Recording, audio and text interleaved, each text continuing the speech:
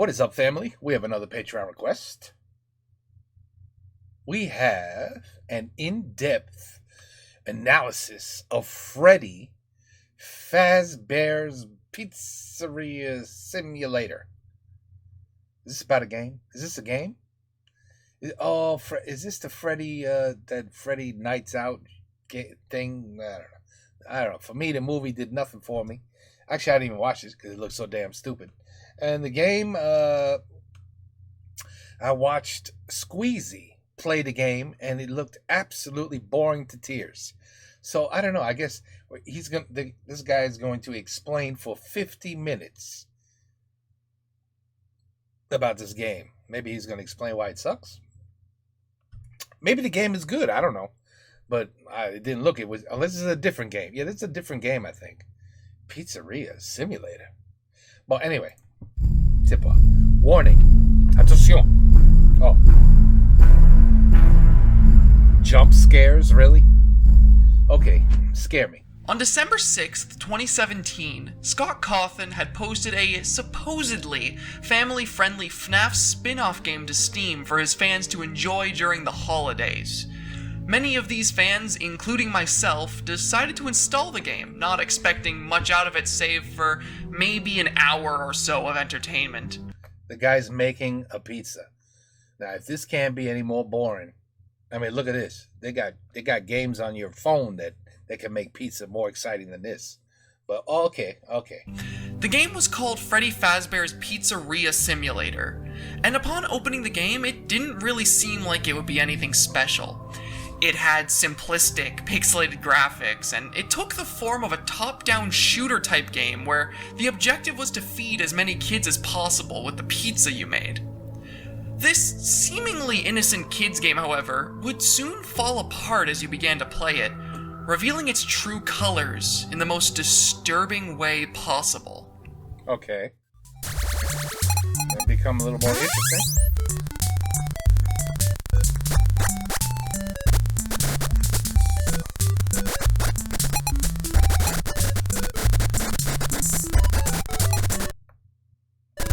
It looks like the game just bugged out.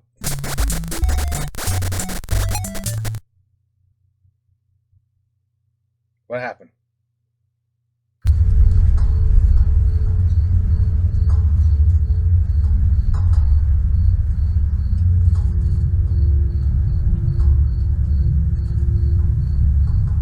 Begin tape. Leaving Dead Space. 3, 2, 1. The purpose of this tape is to test automated response times and reactions from vintage interactive attractions following audio stimuli. If you are playing this tape, that means that not only have you been checking outside at the end of every shift, as you were instructed to do, but also that you have found something that meets the criteria of your special obligations under paragraph 4. When Freddy Fazbear's Pizzeria Simulator, aka FNAF 6, was released back in 2017, it was a game which caught everyone off guard in the community. It was a game which had no proper build-up to its release, and Scott himself claimed that it had been cancelled earlier in 2017, so there was no real way for any fans to be able to expect it to just suddenly drop for free, no less. With Pizzeria Sim acting as the newest main installment in the series, it not only brought back many longtime fans with the excitement of a new release, but it also managed to keep those fans invested with arguably the highest production quality any game in the series had up to that point. Thanks to the poll I hosted for what you guys wanted to be my 10k subscriber special, I, for the first time since the game came out, got the pleasure of doing a full playthrough of FNAF 6 all over again. And let me say, I am so damn happy this was the video idea which you all voted for.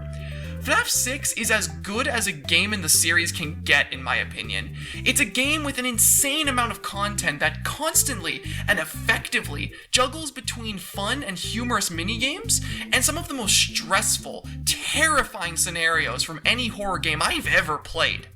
I was astounded. What is so fun about this?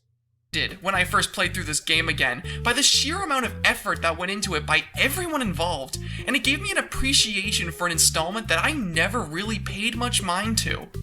And because of that experience, building up his... I want to take all the time I can in this video to shed light on every single little detail that made this game so spectacular to me, starting with the most important part of it all, its gameplay.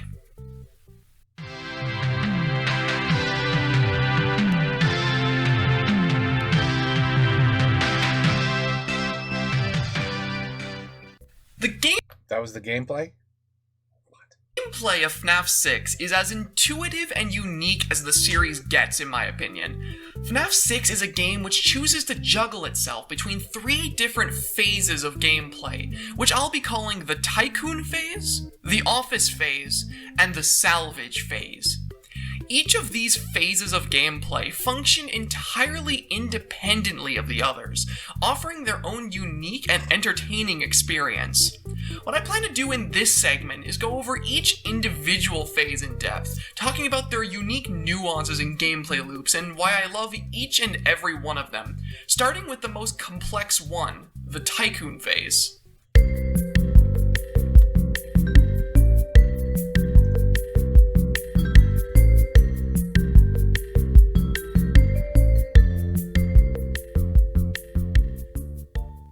The tycoon phase of Pizzeria Simulator is where the actual name of the game comes from, acting as a top-down tycoon game where the player gets to build their own pizzeria. This phase of the game can be really jarring for someone coming into it after the other main series titles. I mean, it's completely different from anything we'd seen and has next to no horror elements present within it. But what this phase of the game lacks in horror, it makes up for in the addictive nature of trying to make as much money as possible to make the best pizzeria you can. The basic idea of the tycoon... You know how this idea goes back to the days of DOS, if you can remember that. I remember there was a game. It was a hot dog stand. That's it. You had a hot dog stand. And it looked like shit. It was like basically, like if I drew it with a pencil, a square, a hot dog, and like a little circle for the wheel and a little umbrella over the stand. And that was it. That was the whole game. No graphics, no nothing. But it would say like, you need to buy more bread. You're slowly running out of buns. You need to buy more hot dogs. Today's rainy. Rainy day means sales. Today's beautiful sunny day. Oh. Now the sales are going to go up. You know how old this concept is? I mean, we're talking about like 1990s. Maybe 1980s. Anyway, okay, so this is it's a pizza simulator. You own your pizza shop. You're trying to make the most money you can. So you buy shit and you put it there to make more money, like ducks and maybe a pinball machine, that sort of thing. And this is what is so amazing about this phase is that the player has access to a massive catalog where they can work towards buying a whole slew of different games, decorations, and animatronics to build their pizzeria with. So what? The catalog introduced us to a lot of animatronics that would become fan favorites in the future and would end up recurring in titles after Pizzeria Sim like Ultimate Custom Night and even Security Breach. Characters such as Music Man, the Mediocre Melodies, the Rockstar animatronics, and Lefty are all examples of animatronics who would later be used in other titles after this one, and it makes sense why. These animatronics, although originally just used as decorations, all have their own unique charm about them that make them really fun to purchase and see dancing around on stage. Each one of them brings their own unique personality into the game, which I feel the community would sorely miss if Pizzeria Sim was just treated as another strict horror title. Why do I have a feeling JDG would, why do I have a feeling that he would actually do a video on this and explain why and how it's terrible? I just had this feeling. Anyway. I clearly remember just how excited I was when Ultimate Custom Night was announced, and we would actually get to see all of these animatronics fulfilling their roles as enemies with full voice acting and everything.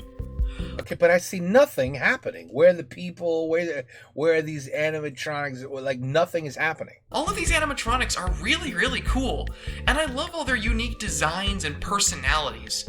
However, if I were to pick a favorite out of these guys, that spot would have to go to Lefty. One of the best parts of seeing people's first time playthroughs of this game was just the utter shock of Lefty suddenly showing up for next to nothing, yet boasting the highest liability rating in the game. It was always really funny to watch people like Markiplier purchase this freaky black bear and immediately regret it the second he showed up on stage. And to me, nothing can beat the shock of when they move on to the office phase, only to encounter him as an enemy. Security puppet. Lefty! Lefty is $5! Alright, whatever, I'm gonna buy Lefty. Come here, you. Or maybe this was a horrible mistake. Why? Why? Nobody's there. It's just three things dancing. There's not a soul. I don't even think there's a customer in the place. Maybe Lefty was a terrible error. Oh, Lefty! Oh, that just scared the shit out of me. Lefty! Lefty! I feel like that twist made the character one of the most memorable parts of FNAF 6, and it made him my favorite part of watching other people's Let's Plays. I also just think his design is really cool, even if it is just a recolored Rockstar Freddy. The black and red mixed with the gold star and eyes just works for me. Bro, you got to speed up your, And I feel... Can we speed this up a little? I'll go a little more in depth on that later. Because you're talking a lot, but you're not really... Nothing's happening. Long tangent about animatronics aside, there is another huge part of the tycoon phase which I think made it so enjoyable. And that would be the mini-games. Atari? Is this Atari 2600?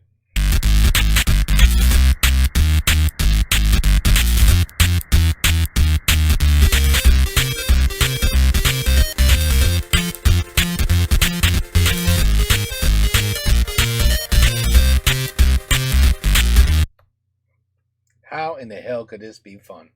All you gotta do is hit your space bar when it's in this green. How could you miss?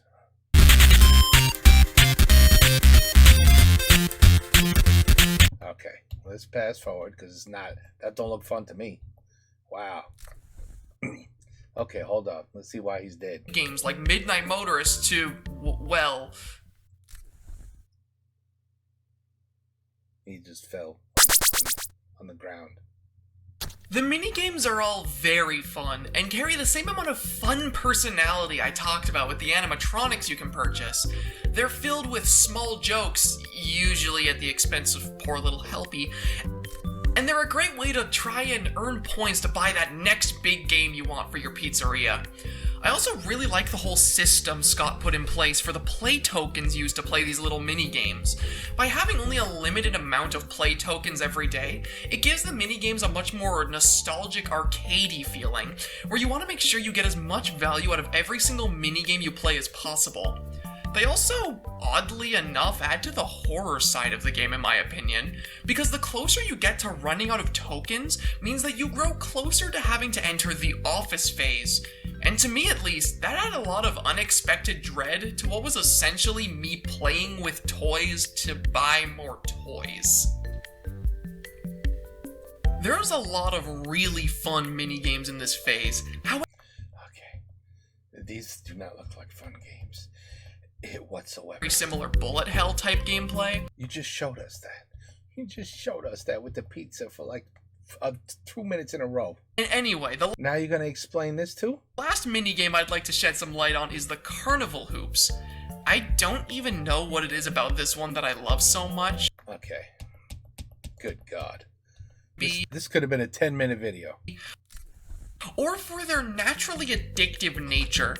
I also feel like they act as the perfect contrast to the next part of Pizzeria Sim's gameplay I want to... Okay. Maybe it'll get a little bit interesting. I don't know.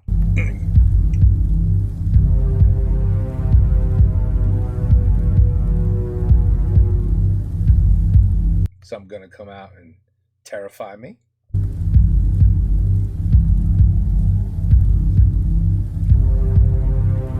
Guess not.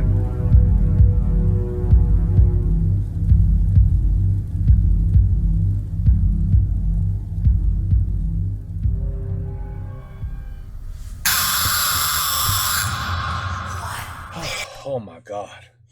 Oh boy. Shit.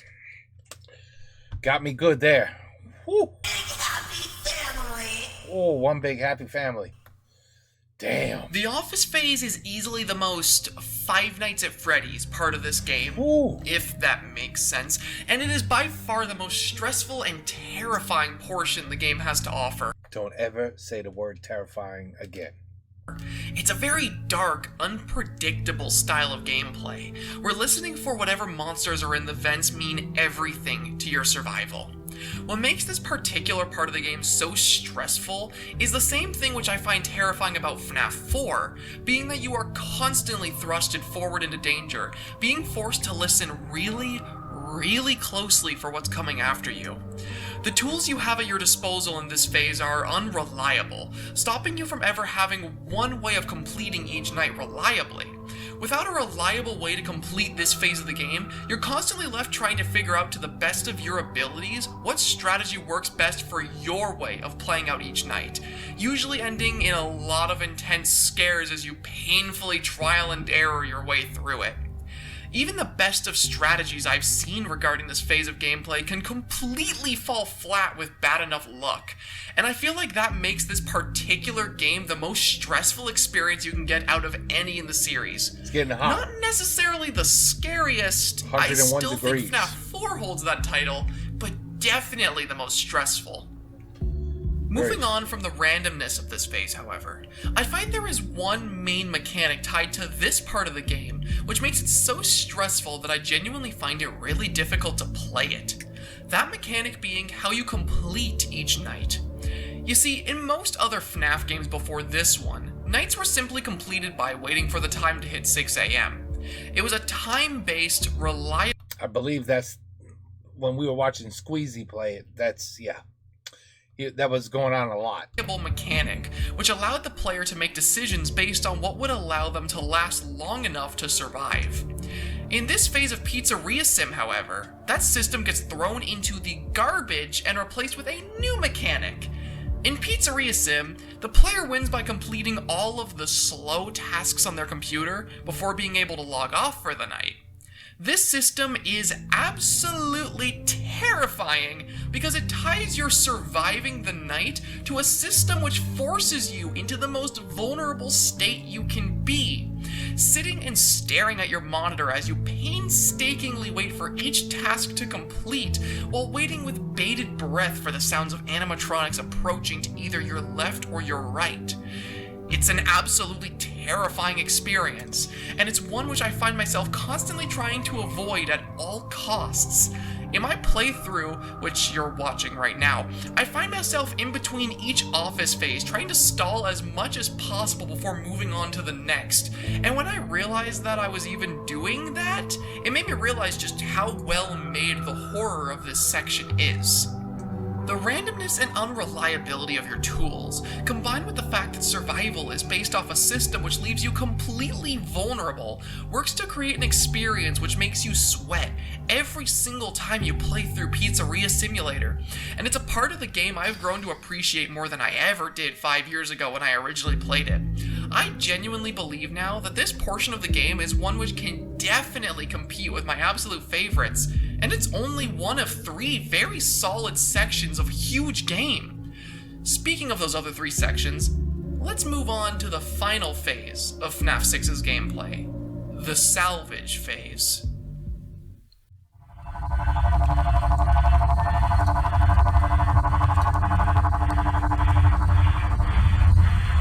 Document results. Begin audio. Oh dear. Audio prompt in 3, 2, 1.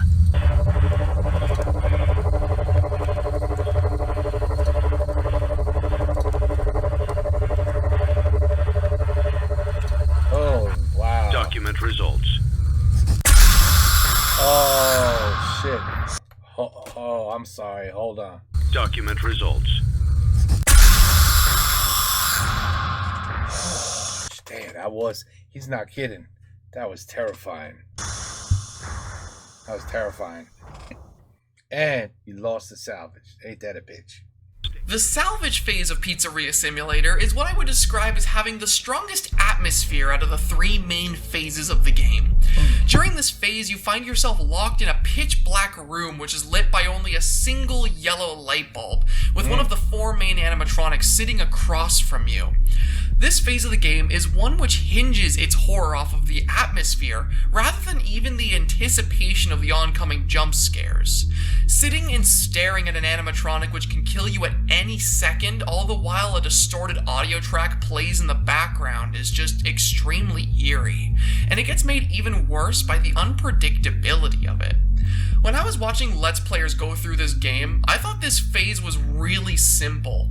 You just wait until you see the animatronic enter its pose where it looks ready to attack, and then you tase it. Do this until all prompts are complete, and bam, it should be done. But what caught me off guard when playing this game again myself is just how hard it is to tell when the animatronic in front of you is actually going to attack or not. There were times where the animatronic was sitting in its default pose, seemingly safe, and suddenly it was leaping forward to kill me, ending my salvages with a really bad scare. I found out later this was because each character you salvage actually has a unique piece of audio which can play during the salvage, and if you aren't quick enough or don't hear it, they kill you regardless of what stage they're at.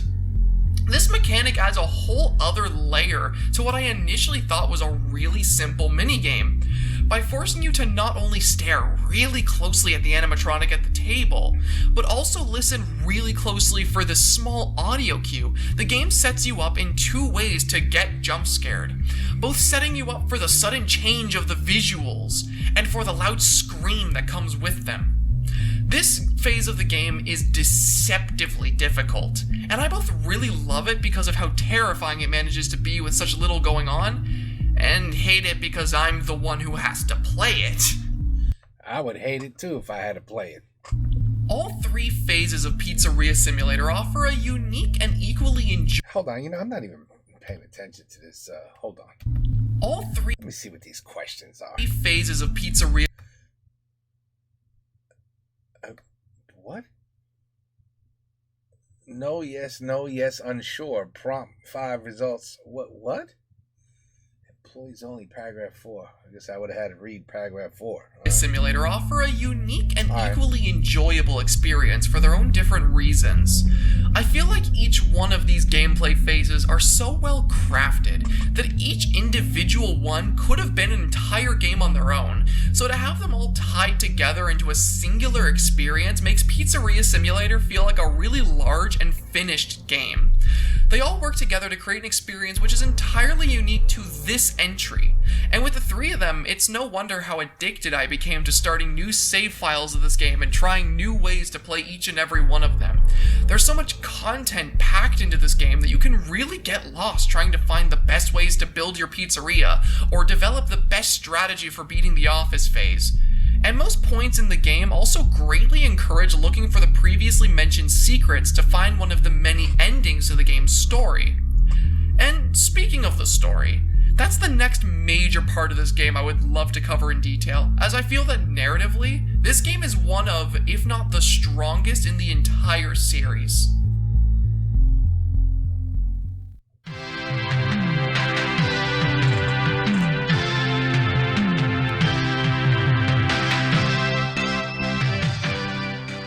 The story of Pizzeria Simulator is one which is largely veiled in a mystery as to what is even going on. Simulator is... Hold on.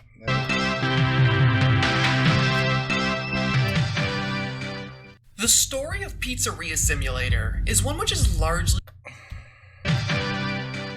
The story... Okay.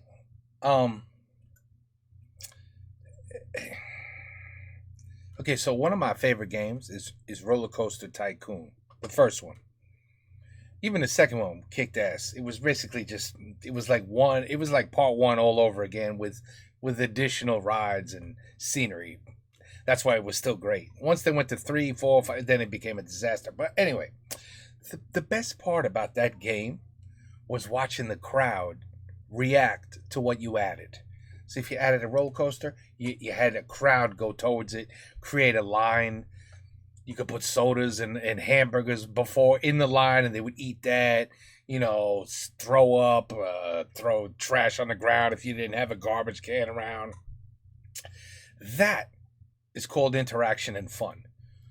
This might have been cool if you did all of this and you watched like little kids come in. You know, they're in, every single seat is now taken. They're around the table eating. You see people playing with the items that you add. But if it's just this is nah, hell no. Pizzeria Simulator is one which is largely veiled in a mystery as to what is even going on up until the very end of the game. It's a game which is purposely designed to keep you asking questions as to what the big picture is. See, the question I'd be asking is, why the hell am I playing this? Things like who we play as, why we bought this pizzeria, why we salvage these terrifying animatronics, why the hell we sit in a cramped vent space every day, and what the hell is up with Lefty? These are all questions which course through our mind over the course of the main game's story, and if we successfully salvage all the animatronics like we were told to, we get answers to every single one of them in what I believe to be the best moment in the entire franchise. Which is? Connection terminated. I'm sorry to interrupt you, Elizabeth, if you still even remember that name, but I'm afraid you've been misinformed. You are not here to receive a gift, nor have you been called here by the individual you assume, although you have indeed been called. To summarize the story of Pizzeria Sim, we, the player, are actually Michael Afton, son of William Afton, aka Springtrap. Somewhere along the line of this game's story, we came across Henry, old founder of Fazbear Entertainment, who was devising a plan to end the pain and suffering brought on by the murders committed by William Afton years prior. This plan entailed us, the player, putting together a pizzeria which would be designed as a trap for all the animatronics whose souls had not yet been freed. These animatronics being Circus Baby, Ennard, Springtrap, and the Puppet. We spend every single night salvaging these characters as they are lured into the building one by one, and before they can even realize the reality of their own situation, the building is lit aflame and their souls are put to rest. It's a sad, fulfilling ending to the entire franchise, which stuck with me more than any other moment for many of the games. The slow, dramatic reveal as to the true meaning behind everything you've been doing, the blaring soundtrack which echoes through the cutscene alongside the sounds of banging and alarms, and the amazing visuals of the animatronics burning away in the small vent spaces. It's a moment which gives me goosebumps every single time I see it, and it's a moment I will never forget. I know in my FNAF 3... Damn, what's gonna happen when this guy plays Grand Theft Auto 6? He's gonna lose his effing mind. I mean, if he gets this excited over this, can you imagine if this guy plays GTA 6? I mean, I don't think he's gonna be able to handle it. He's not gonna be able to handle it. Video, I stated that I felt that game would have been the best conclusion to the franchise. However, revisiting this game has completely changed my mind about that opinion. Look at that. This cutscene, this reveal, this is the proper ending that the FNAF series needed.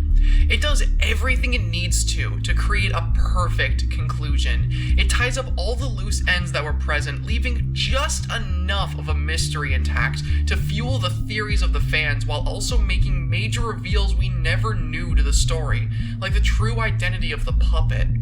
Of course, in typical FNAF fashion, this game didn't end up being the ending at all, but honestly, that doesn't really bother me anymore.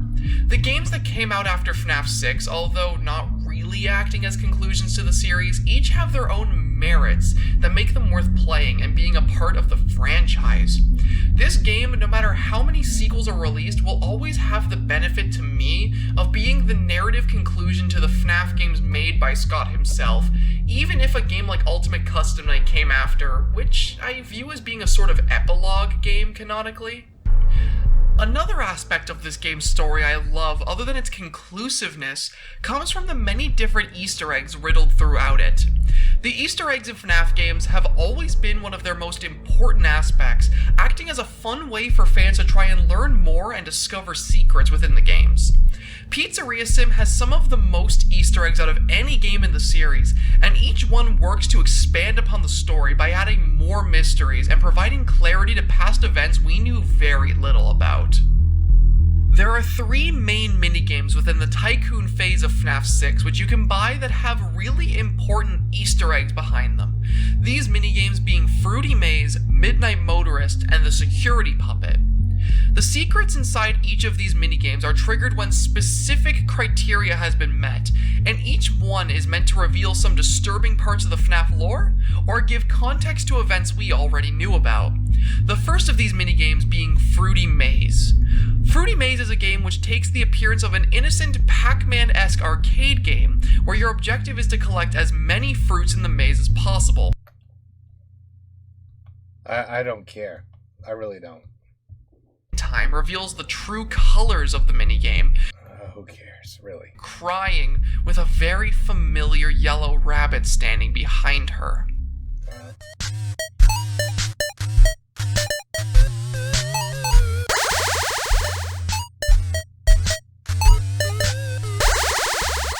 I mean, come on, seriously? Seriously. Can we just... Alright. Oh my goodness. Time is up. Oh, that's terrible. He's not really dead. Okay. He's over here. Not really dead. Follow me. We're gonna get a jump scare here. This minigame is extremely unsettling the first time you play through the game, acting as the first time we actually got to see ourselves how William Afton lured the children from the missing children's incident into the back rooms to be killed. It's very well done, and over the course of both this game and the other installments of the series, it's heavily implied that this girl would go on to possess Chica. Finding this particular Easter egg was one of the most surprising and creepy parts of my first playthrough, and what I loved about this was that it made me realize there was so much more going on behind the scenes of this game than I originally thought.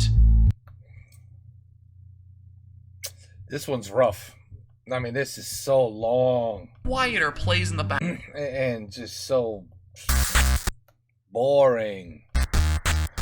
I mean, what is this? In this one, you find yourself driving down a range. Let's see now. This is JDG would love. He would be like, "Look at this wonderful graphics. This, oh, look how wonderful this is." And that must be the rain. It must be raining. In the middle of the night, as music which slowly gets quieter plays in the background. There are a couple of places you can go in this minigame, those 2 places being a strange restaurant-looking building called Junior's, where you're told you're not allowed to go there anymore by a weird-looking green dude at the doors. So run him over. Or, you can go back to your house. Car, what? Take the car, run him over, and then go in the building. Going back to your house is where this minigame gets really, really weird.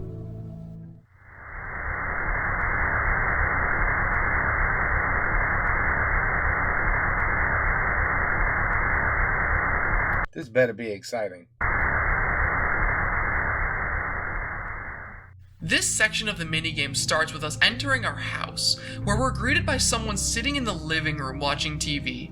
They tell us to leave him alone Is he tonight, and after slamming on our son's bedroom door, our character goes outside where we see a trail of footprints supposedly trailing to a Fazbear's location. This minigame is weird, extremely convoluted, and is one of the pieces of lore we still know next to... Oh my god. Alright. Okay. No, I don't want to do mini games. Actually, no, I want to see this one. I want to see this one. This I could care less about. The final minigame which has a secret hidden behind it is the Security Puppet. Security Puppet's minigame is one which is triggered by playing it more than 3 times in a row, where it immediately shows us a cutscene. This cutscene shows the puppet trapped inside of its gift box by a group of children who lock out a child that it was made to protect.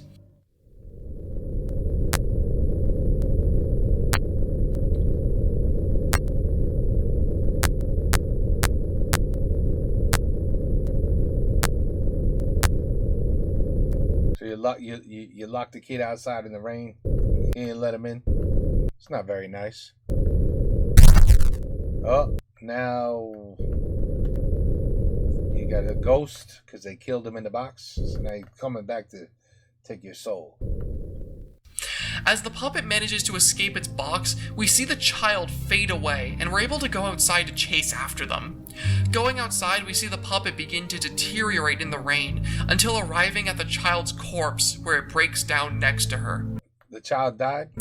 This minigame is possibly the most important one of them all, giving us a proper glimpse into the full backstory of the puppet.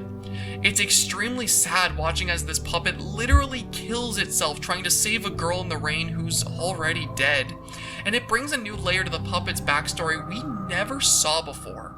Out of all the minigames, this one is the easiest to understand, but it's also the most impactful.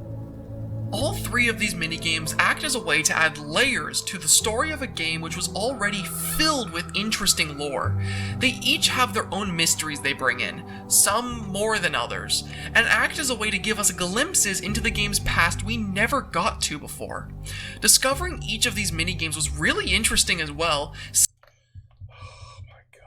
Enough mystery that it keeps us guessing, while also giving us just enough for it to not become frustrating. I think it perfectly blends the amount of genuine story and mysteries to create an experience which genuinely invests those who care about this aspect of the franchise, and for that reason I feel like it's one of the strongest. In fact, I found myself so invested in the story of this game that I ended up doing a ton of research on just the individual characters which make up the experience, as lore-wise, each and every one of the animatronics, mainly the salvageable ones, have some kind of interesting story as to how they even wound up in this game, which is why I'm deciding to make an entire segment dedicated to just the four main... Oh my god, an entire segment. Alright, no, I can't do this, man. This is too long. This is too long. And this is just, I'm sorry, I'm bored to tears. I have zero interest.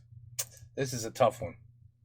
I tell you what, Patreon. I think it's finally time. You tell me, you replace this with something else, okay? Or I'll refund you, whatever your preference is. Send me another link to something else. I might stop ranting because I just can't do this one. I can't. And raving about my love for Lefty and it's something about this narrator. Oh man, driving me nuts too. William Afton was a man who murdered children for no reason. Yeah, we got sickos like that today. And I don't know if I'm alone in thinking this, but to me that just shattered what made Springtrap so interesting in the first place. Okay, just too much detail. Like, for people to actually want to play the game, you're leaving them with nothing to experience, because you are going so in depth about everything that, I mean, we're back to minigames again. Why are you showing us this again and this again? Okay. I can't. I'm sorry. I can't. Really, I can't. I just can't. This one, I can't. It sucks. Sucks. I would never in a million. You couldn't. You'd be like, look, D, I'm gonna give you $1,000 to play this game beginning to end. And in about 5 minutes, I would have said, I'll give you a refund. Here's your $1,000 back, and no thank you. No thank you. All right, just can't do it. I can't do it, and it's not even so much the game itself. Just is something I would never be interested in. But it's being over explained. It's being over explained, which is making it overly boring. So I can't. I just can't. I tried. I put some time into this, but I can't do it. So, all right. If you guys love this kind of stuff, game, whatever, I always put the original video in the link, so you can definitely, go ahead, watch this guy, sub to this guy, and love this guy, be happy with this guy, and watch his videos and learn more about Freddy's Pizzeria Simulator, which doesn't have a single character. Ever go in and enjoy the place that you are so trying to create a fun atmosphere, but nobody ever comes, so you don't really see anything happen except items are just placed in a room. It just seems really bad. Okay, anyway, so listen. In his defense, he did put an in-depth analysis, but that was like over in depth, like over times 10 in depth analysis. You know what I mean? Like you didn't have to go that crazy.